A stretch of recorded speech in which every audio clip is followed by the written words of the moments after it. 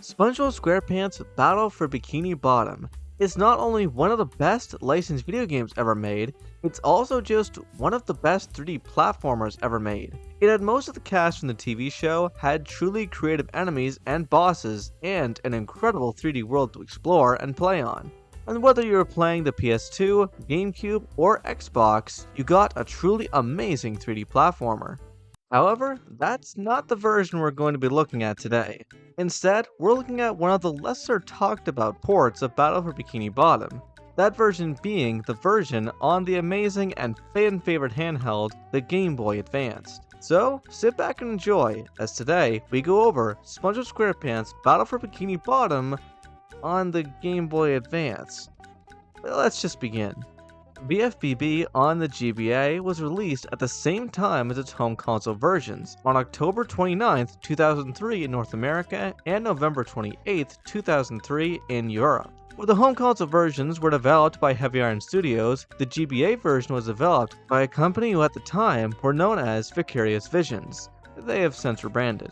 The company seems to mainly develop games for handheld devices. Some other games include various other SpongeBob games such as SpongeBob SquarePants, The Legend of the Lost Spatula, a port of SpongeBob SquarePants Revenge of the Flying Dutchman for GBA, and a couple Crash Bandicoot games including Crash Bandicoot The Huge Adventure and Crash Bandicoot 2 Entranced also for the GBA. The game's story is very similar to its console versions. After Plankton finished building his Duplicatotron 3000, his robots started to rebel against him after he forgot to set the Obey Plankton switch on. The next morning, as SpongeBob and Gary exit their house, they notice robots flying around Bikini Bottom.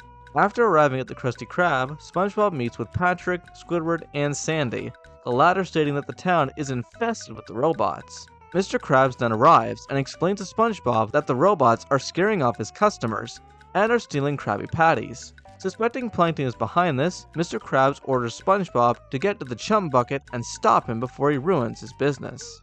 Where the home console versions are 3D platformers, the GBA version is a 2D platform game. Rather than being non-linear, like the home console versions, the GBA version is level-based, although it still visits most of the locations from the home console versions. Combat is much more limited, done through blowing bubbles into enemies to turn robots off or back on.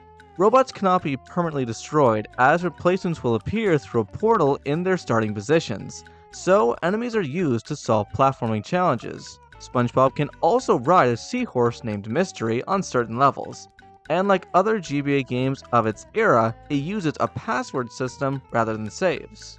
This version consists only of robot enemies and bosses. There's none of the mini-bosses like King Jellyfish, Prawn, or the Flying Dutchman. The game is split into 4 chapters, each one containing 7 levels with a boss at the end of every chapter. After traveling around Bikini Bottom and fighting robotic copies of his friends with the help of Mystery the Seahorse, SpongeBob arrives at the chum bucket and finds Plankton, who explains to him that once his robots discover the Krabby Patty's secret formula, he plans to simply steal from them. SpongeBob manages to prevent this by destroying the Duplicatotron 3000 and his robotic clone, SpongeBob SteelPants, putting an end to the robot invasion and thwarting Plankton's plan once again.